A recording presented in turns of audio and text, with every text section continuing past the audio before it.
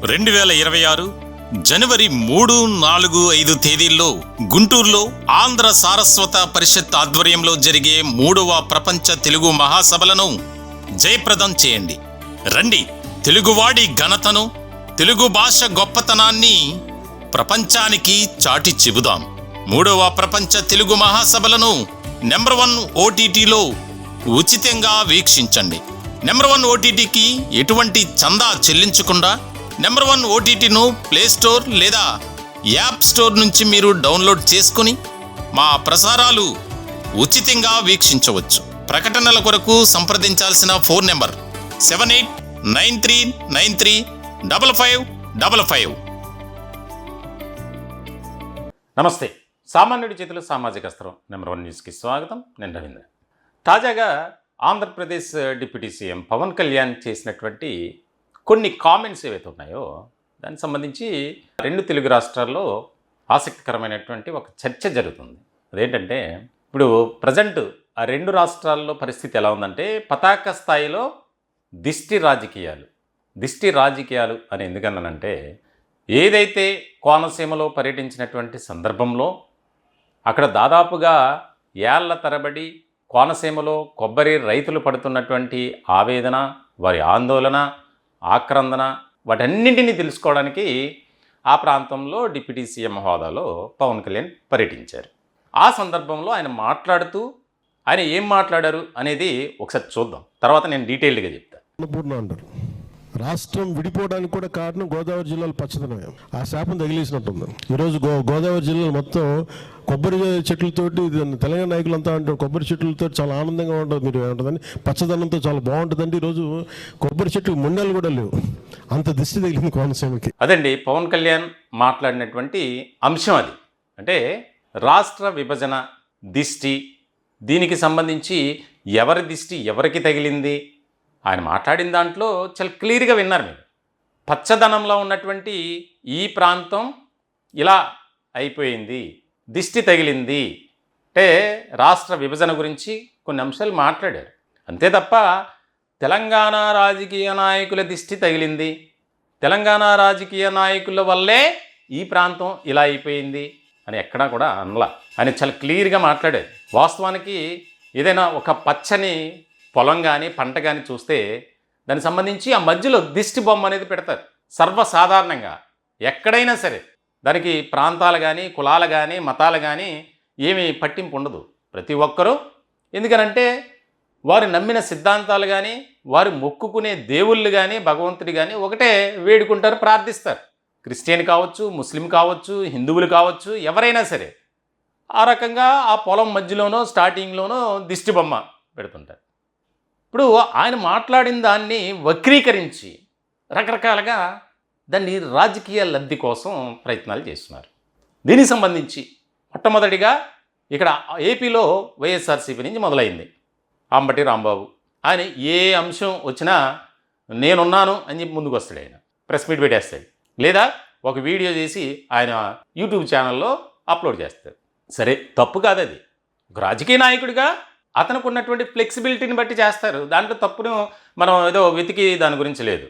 అది అయిపోయిన తర్వాత తెలంగాణలో ఆయన బీఆర్ఎస్ ముఖ్య నాయకుడిగా ఉన్నాడు, మాజీ మంత్రి జగదీష్ రెడ్డి. ఆయన కూడా మాట్లాడారు. ఆయన అయిపోయిన తర్వాత కాంగ్రెస్ నాయకులు వంత తెలంగాణ వదిలి వెళ్ళిపోవాలి, హైదరాబాద్లో నివాసం ఉండటానికి వీల్లేదు, బేషరతుగా క్షమాపణ చెప్పాలి, కుటుంబంతో పవన్ కళ్యాణ్ ఇక్కడి నుంచి వెళ్ళిపోవాలి.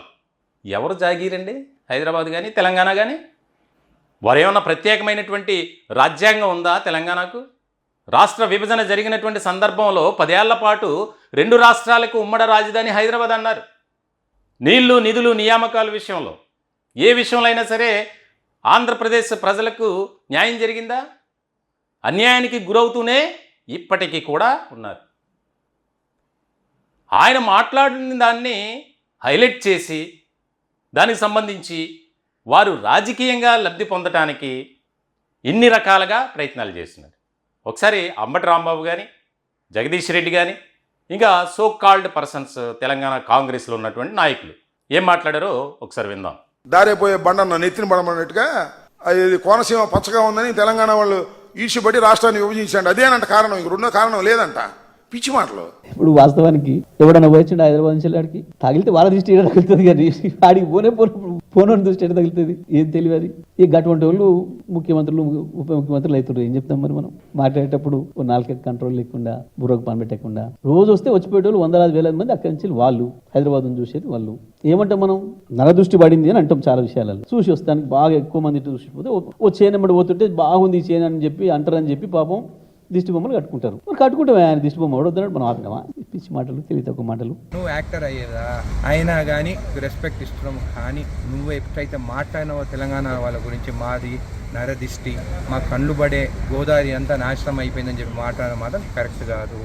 అట్లా మాట్లాడినప్పుడు నీకు కూడా చిత్తశుద్ధి ఉంటే నువ్వు హైదరాబాద్ ఆస్తులన్నీ అమ్ముకొని పోయి విజయవాడలో నీకు అంత ప్రేమ ఉంటే ఎందుకు హైదరాబాద్లో ఉంటావు? అక్కడ నుండి 24 గంటలు సేవ చేయి. డిప్యూటీ సీఎం పవన్ కళ్యాణ్ తెలంగాణ రాష్ట్రం గురించి, తెలంగాణ ప్రజల్ని అగౌరవపరిచే విధంగా మాట్లాడటం అనేది చాలా బాధాకరం. గతంలో సినిమాలు ఆడేటప్పుడు తెలంగాణ రాష్ట్రం అంటే నాకు అపారమైన ప్రేమ ఉంది, అపారమైన గౌరవం ఉందని మాట్లాడిన నువ్వు ఈ రోజు ఆంధ్రప్రదేశ్ కి డిప్యూటీ సీఎం కాగానే మతి స్థిమితం కోల్పోయి నీ స్వార్థ రాజకీయాల కోసం తెలంగాణ రాష్ట్రం గురించి ఈ రకంగా మాట్లాడడం అనేది చాలా బాధాకరము. నువ్వు నిజంగా నీకు సిగ్గుంటే నువ్వు మాట్లాడిన మాటలకి కుటుంబ సమేతంగా తెలంగాణ రాష్ట్రాన్ని విడిచిపెట్టి వెళ్లి ఆంధ్రప్రదేశ్ లోనే ఉండు. అది వారి ఆవేదన. అది తెలంగాణలో ఎన్నో సమస్యలు ఉన్నాయి. Telangana state public service commission ద్వారా జరుగుతున్న మోసాలు మీకు కనిపించట్లేదా? కాళేశ్వరం ప్రాజెక్టు ఎన్ని కోట్ల రూపాయలు అక్రమాలు జరిగాయి, అవినీతి చోటు చేసుకుంది, అది కనిపించట్లేదా? కాంగ్రెస్ ప్రభుత్వం చేస్తుంది బాగానే.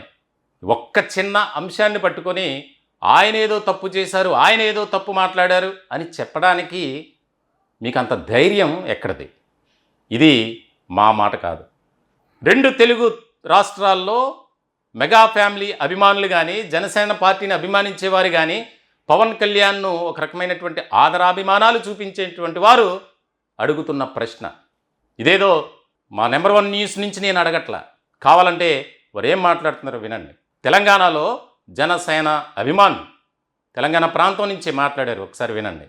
వాస్తవంగా ఆయన అన్నది ఏంటంటే, ఓ రకంగా కలిసున్న రాష్ట్రం విడిపోవడానికి కారణం కోనసీమ పచ్చదనమే. అంత అద్భుతంగా ఉండేటటువంటి పచ్చదనం దీన్ని కూడా బూసిగా చూపించి ఆంధ్ర వాళ్ళకి కోనసీమ ఉంది, మనకి ఎలాంటి అవకాశాలు లేవు, మనం విడిపోతే తప్ప మన నీళ్లు, మన నిధులు, మన నియామకాలు మనకి దక్కవు, అలాంటప్పుడే మందు కూడా సస్యశ్యామలం అవ్వాలంటే తప్పనిసరిగా విడిపోవాలా అనేటటువంటిది అలా ఒక బూసిగా చూపించి వేళ తెలంగాణ విడిపోవడానికి కారణమైంది. అంత అద్భుతమైనటువంటి కోనసీమ ఇవాళ ఏది దిష్టి తగిలిందో, ఎవరి దిష్టి తగిలిందో, కొబ్బరి చెట్లు మొవ్వులన్నీ పడిపోయి శ్మశాన వైరాగ్యం కనపడుతుందని చెప్పేసి పవన్ కళ్యాణ్ గారు అన్నారు. దాన్ని చిలవలు పలువులు అల్లి బీఆర్ఎస్ నాయకులు ఇష్టానుసారంగా మాట్లాడుతున్నారు. అది మాత్రం కరెక్ట్ కాదు. ఈ దొంగలు, ఈ ఆర్థిక నేరస్తులు అందరూ కలిపి పవన్ కళ్యాణ్ బడి మాట్లాడుతున్నారు. ఏమో బీఆర్ఎస్ నాయకులు కానీ కాంగ్రెస్ నాయకులు అడుగుతున్నా, మీ అయ్యే జాగీరా ఇది? రాజకీయ నాయకులకు కూడా పెద్ద వాళ్ళకు కూడా పవన్ కళ్యాణ్ గారు అన్నానని కాదు, ఆయన ఇప్పుడు ఆ జిల్లాల్లో తిరుగుతుంటే ఖాళీ ఉన్న ఊర్లు, ఎండిపోయిన చెట్లు, ఆ పచ్చని వాతావరణం ఒకప్పుడు ఎట్లా ఉండేది, ఇప్పుడు ఎట్లా అయ్యింది అనే ఒక ఫీలింగ్ తో వచ్చిన మాట అది. తెలంగాణ ఫీలింగ్ తో అనలేదన్న ఆయన, కోనసీమ ఫీలింగ్ తో అన్నాడు. కోనసీమ నుంచి వచ్చిన వలసదారుల వలన అన్నాడు ఆ మాట.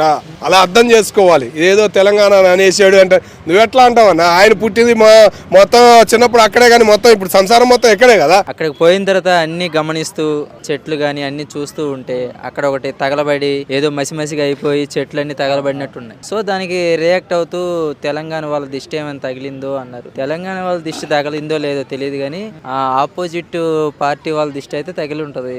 సో అందుకని అవన్నీ మాడిపోయి ఉంటాయి. అది ఒక ప్రాంతానికి పరిమితం చేసి ఇటువంటి నీచమైనటువంటి రాజకీయాలు చేయటం కరెక్ట్ కాదు. ఆయన మాట్లాడిన దాంట్లో తప్పు లేదు. రాజకీయ స్వలాభం కోసం, రాజకీయ లబ్ధి కోసం మాట్లాడుతున్నారు అని ప్రతి ఒక్కరూ దాన్ని ఖండిస్తున్నారు. ఈ రోజున బీఆర్ఎస్ పరిస్థితి ఏమైపోయింది? 10 ఏళ్ల పాటు అధికారంలో ఉన్నటువంటి గులాబీ పార్టీ ఎన్ని అక్రమాలకు పాల్పడింది, ఎంత అవినీతి చేసింది, అది కనిపించట్లేదా మీకు? దాని గురించి ఫైట్ చేయండి కాంగ్రెస్ పార్టీ నేతలు. ఫోన్ ట్యాపింగ్ వ్యవహారం ఒక రాష్ట్రానికి సంబంధించి ఇంటెలిజెన్స్ వ్యవస్థలో ఉన్నటువంటి మూలాలన్నిటినీ వారి కబంధ హస్తాల్లో పెట్టుకున్నారు, సర్వనాశనం చేశారు. పాలకుల వల్ల అధికారులు కూడా వారి జీవితాలు కోల్పోయినటువంటి పరిస్థితి, ఉద్యోగాలు లేక ఉద్యోగాలు పోగొట్టుకొని వాటి మీద మాట్లాడండి. ఆంధ్రప్రదేశ్ ఉప ముఖ్యమంత్రిగా పవన్ కళ్యాణ్ ఉన్నటువంటి సందర్భంలో ఆయన పర్యటించినటువంటి నేపథ్యంలో మాట్లాడిన ఒక మాటను తీసుకొని తప్పుగా వక్రీకరించడం ఎంతవరకు కరెక్ట్? రెండు రాష్ట్రాల ప్రజలతో పాటు మేము కూడా ప్రశ్నిస్తున్నాం. తెలంగాణ అంటే ఏదో ఒక ప్రత్యేకమైనటువంటి ప్రాంతంగానో, ఆ రాష్ట్రానికి ఒక ప్రత్యేకమైనటువంటి రాజ్యాంగం ఉందనో ఎక్కడా కూడా లేదు. అదే ఉంటే ఆయన అలా ప్రవర్తించరు, మాట్లాడరు, వ్యవహరించరు. ఆయన ఒక మానవతావాదిగా తెలంగాణ ప్రజలకు చేసినటువంటి సేవ ఒకసారి మీరే చూసుకోండి. 2024లో తెలంగాణలో తీవ్రమైనటువంటి వరదలు వచ్చాయి. దానికి ₹1 కోటి ప్రకటించినటువంటి వ్యక్తి పవన్ కళ్యాణ్. దాని గురించి మాట్లాడండి. అది కనిపించట్లా మీకు. కోవిడ్ సమయంలో ఎంతోమందిని ఆదుకున్నటువంటి వ్యక్తి తెలంగాణలో. అప్పుడు ప్రాంతం ఆయనకి ఎవరైనా సరే నాకు ఒక్కటే. ఆ సమయంలో వరద ప్రభావం వల్ల దీనివల్ల నష్టపోయినటువంటి వారికి ప్రభుత్వానికి ₹1 కోటి విరాళం. ఆ సందర్భంగా ఆయన మాట్లాడారు. అది కూడా వినండి. అలాగే మన పక్క రాష్ట్రం, మన సోదర రాష్ట్రం అయిన తెలంగాణకు కూడా నేను ₹1 కోటి నిధిని నేను విరాళంగా ప్రకటిస్తున్నాను. అది తెలంగాణ ముఖ్యమంత్రిగా మన గౌరవ ముఖ్యమంత్రి శ్రీ రేవంత్ రెడ్డి గారికి నేనే స్వయంగా అందజేస్తాను. ఎందుకంటే ఇది కష్టాలు వచ్చినప్పుడు మనందరం ఒకరికొకరు చేదోడు వాదోడు ఉండాలి. ఇది తిట్టుకునే సమయం కాదు. అది పాజిటివ్గా తీసుకోవాలి తప్ప సానుకూలంగా తీసుకోవాలి. దాన్ని ఏదో భూతద్దంలో చూసి ఆయన తప్పు మాట్లాడారు, ఆయనకు అసలు అర్హత లేదు, ఆంధ్రప్రదేశ్లో డిప్యూటీ సీఎం ఆయన అసలు పనికిరారు, మీరెవరండి చెప్పడానికి? ఇదేదో మేము ఆయనకి సపోర్ట్ చేసో లేకపోతే మాకు అవసరమే లేదు. ఎవరైనా సరే ఇదే పద్ధతి. 2 తెలుగు రాష్ట్రాల్లో పార్టీలకు అతీతంగా మాట్లాడుతున్నటువంటి సందర్భం ఇది. అందుకే నేను ఈ టాపిక్ తీసుకున్నాను. ఎన్ని సహాయ కార్యక్రమాలు, ఎంతమందికి ఆపన్న హస్తం అందించారు పవన్ కళ్యాణ్. మెగా ఫ్యామిలీ అంతా అవి కనిపించలేదా? మరి అప్పుడు ₹1 కోటి ఎందుకు? ఆయన ఆంధ్రప్రదేశ్కి సంబంధించినటువంటి వ్యక్తి కదా, మాకు వద్దు అని చెప్పి ఈ రేవంత్ సర్కార్ తిరస్కరించవచ్చు కదా. అది కరెక్ట్ కాదు అనేది రాజకీయ వర్గాల్లో, ముఖ్యంగా పొలిటికల్ అనలిస్టులు కూడా దీనికి సంబంధించి ఒక విస్తృత స్థాయిలో చర్చించుకుంటున్నారు. పవన్ కళ్యాణ్ మాట్లాడిన దాంట్లో తప్పే ఉంది. ఆయన మామూలుగా ఆయన ఆవేదన, ఇది పరిస్థితి అని చెప్పారు. సస్యశ్యామలంగా ఉండేటువంటి పచ్చని పొలాలు ఈరోజున చూస్తుంటే బాధేస్తుంది. ఎవరి దిష్టి తగిలిందో తెలియదు కానీ దిష్టి మాత్రం తగిలిందే అన్నారు. అంతే తప్ప తెలంగాణ నాయకులు, తెలంగాణ ప్రజలు తెలంగాణ గురించి మాట్లాడలేదే. ఆయన ఒక అంశాన్ని ప్రస్తావించారు, దాని తర్వాత దిష్టి గురించి మాట్లాడారు. దాన్ని ఆ విధంగా ఆపాదించి ఈరోజున పవన్ కళ్యాణ్ను ఒక దోషిలా చూడటం, మాట్లాడటం ఎంతవరకు కరెక్ట్? దీని వెనుక కొంత కుట్ర కూడా జరుగుతుంది అనేది ఒక చర్చనీయాంశమైనటువంటి టాపిక్గా మారిపోయింది. తెలంగాణకు ఎంత సహాయం చేశారు, అని ఏ రకంగా సహాయ కార్యక్రమాలు అందించారు, చేశారు. ఆపదలో ఉన్నాను అని చెప్పి ఏదైనా కుటుంబం వెళ్తే వారికి తోచినటువంటి సహాయం ఎవరిని కూడా పవన్ కళ్యాణ్ ఎప్పుడు కూడా నేను చేయను, మీరు పోండి అని చెప్పలా. ఏనాడైనా తెలంగాణలో ఉన్నటువంటి సర్కారు పెద్దలు కానీ ఆంధ్రప్రదేశ్లో ఎన్నో విపత్తులు వచ్చాయి, చేశారా? చేసినా అంతంత మాత్రమే. కానీ పవన్ కళ్యాణ్ అలా కాదు. ఏపీలో ఉన్నటువంటి నాయకులు చాలామంది, తెలుగుదేశం పార్టీలో ఉన్నటువంటి వారు కూడా సహాయ కార్యక్రమాలు చేశారు. ఎన్టీఆర్ ట్రస్ట్ ద్వారా తెలంగాణలో జరుగుతున్నటువంటి అభివృద్ధి కార్యక్రమాలు కానీ, సేవా కార్యక్రమాలు అవి తెలియట్లేదా మీకు? ఈరోజు కూటమిలో ఉన్నటువంటి పెద్దలపై బురద జల్లే ప్రయత్నం చేస్తున్నారు. జన సైనికులు కూడా తీవ్రమైనటువంటి అసంతృప్తిని వ్యక్తం చేస్తున్నారు. ముఖ్యంగా తెలంగాణలో ఉన్నటువంటి జనసేన పార్టీ నాయకులు కూడా దీనికి కౌంటర్ ఇచ్చేందుకు సిద్ధంగా ఉన్నారు. కానీ ఒకటే, ఈ విషయం గురించి ఎవరో కూడా ఎక్కువగా మాట్లాడొద్దు. మన పార్టీ ద్వారా తెలంగాణ రాష్ట్ర ప్రజలకు మనం ఏం చేశాం, ఎలాంటి సహాయం అందించామనేది వాళ్ళకి తెలుసు. కాబట్టి మనం అది చెప్పుకునే పరిస్థితుల్లో మనం లేం, వద్దు అని చెప్పి జనసేన అధ్యక్షుడిగా ఆ పార్టీ నాయకులకు కానీ, కార్యకర్తలకు కానీ, అనుచరులకు కానీ చేసినటువంటి దిశానిర్దేశం. ఈరోజున సోకాల్డ్ నేను నాయకుడిని అని చెప్పి మైక్ ముందు కూర్చొని ప్రగల్భాలు పలుకుతున్నటువంటి కాంగ్రెస్ నాయకులు, మీ పద్ధతి మార్చుకోండి. ఒకసారి మాట్లాడే ముందు అన్నీ ఆలోచించి, అన్నీ సమీకరించి మాట్లాడాలి. ఆయన కుటుంబం కానీ, మెగా ఫ్యామిలీ కానీ, అభిమానులు కానీ తెలంగాణ రాష్ట్ర ప్రజలకు ఎటువంటి సేవ చేశారు అనేది ఒక్కసారి గుర్తు చేసుకోండి అని. తెలంగాణ నుంచి వెళ్ళిపోవాలి, హైదరాబాద్లో ఉండటానికి వీలు లేదు, బేషరతుగా తెలంగాణ రాష్ట్ర ప్రజలకు క్షమాపణ చెప్పాలి. ఏంటండి క్షమాపణ చెప్పేది? అని ఏమాత్రం ఎంత తీవ్రమైనటువంటి మాట మాట్లాడారు? ఏం లేదే.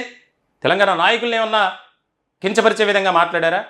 తెలంగాణ ప్రజలను అవమానపరిచేలా మాట్లాడారా? లేదుగా. ఇది ప్రతి ఒక్కరి ఆవేదన. ఆయన మాట్లాడిన దాన్ని పాజిటివ్గా తీసుకుని ఆ ప్రాంత ప్రజలకు అవసరమైతే మీ చేతనైతే సహాయం చేయండి. కోనసీమ కొబ్బరి రైతులు దాదాపుగా 14-15 గ్రామాల ప్రజలు ఏళ్ల తరబడి వారు నరకయాతన అనుభవిస్తున్నారు. పంటలు లేక తలవాల్చినటువంటి కొబ్బరి చెట్లను చూసి ఏ రకమైనటువంటి పరిస్థితుల్లో ఉన్నారనేది చూసి ఆనందంగా మీరు సంతోషంగా వచ్చి వారికి సహాయం చేయండి. ఆ పరిస్థితిని చూసి మీరు వచ్చి సహాయం చేయండి. అప్పుడు మీకు కూడా మంచి మైలేజ్ వస్తుంది. అంతే తప్ప ఇటువంటి నీచమైనటువంటి రాజకీయాలు చేయొద్దు, మాట్లాడకూడదు. ఆయన చేసిన దాంట్లో తప్పేం లేదు, మాట్లాడిన దాంట్లో ఎందుకు బేషరతుగా క్షమాపణ చెప్పాలి? అంటే మీరు చెప్తే తెలంగాణ నుంచి వెళ్ళిపోతారా? ఇదే ఒక చర్చ జరుగుతుంది. ఎక్కడా కూడా నా సొంత మాటలు ఏమి లేవు. ఇందులో జరుగుతున్నటువంటి చర్చను మేము మాట్లాడుతున్నాం. వచ్చినటువంటి ఫీడ్బ్యాక్ని ఆధారంగా చేసుకునే మేము మాట్లాడుతున్నాం. ఆయన మాట్లాడిన దాన్ని బట్టి ఆయన తెలంగాణకు సహాయం చేశారు. ఆయన ఆ సందర్భంగా ఏం మాట్లాడారో విన్నారు. అదే తెలంగాణలో పవన్ కళ్యాణ్ గురించి, జనసేన గురించి, ఇప్పుడు ప్రస్తుతం చేస్తున్నటువంటి బీఆర్ఎస్ నాయకులు కానీ, కాంగ్రెస్ నాయకులు కానీ చేస్తున్నటువంటి ఆ కామెంట్స్ ఎంతవరకు కరెక్ట్ అనేది విన్నారు మీరు. కాబట్టి మొత్తానికైతే పతాక స్థాయికి దిష్టి రాజకీయాలు వెళ్ళాయనే చెప్పాలి. రాబోయే రోజుల్లో ఏదైనా ఒక అస్త్రం దొరికితే దాన్ని రకరకాలుగా సోషల్ మీడియా వేదికగా ప్రచారం చేయటం, వైరల్ చేయటం, దాన్ని అస్త్రంగా చేసుకుని ఆంధ్రప్రదేశ్లో ఒక మంచి నాయకుడు డిప్యూటీ సీఎం పవన్ కళ్యాణ్ మీద మాట్లాడితే మనకి మైలేజ్ పెరుగుతుందని భావిస్తున్నారు తప్ప ఇంకా మీరు దిగజారిపోతున్నారు అనే విషయాన్ని మాత్రం మర్చిపోకండి. ఈ టాపిక్పై మీ విలువైనటువంటి అభిప్రాయాలు కామెంట్ రూపంలో తెలియజేయండి. దయచేసి మా ఛానల్ని సబ్స్క్రైబ్ చేసుకోండి. Thank you.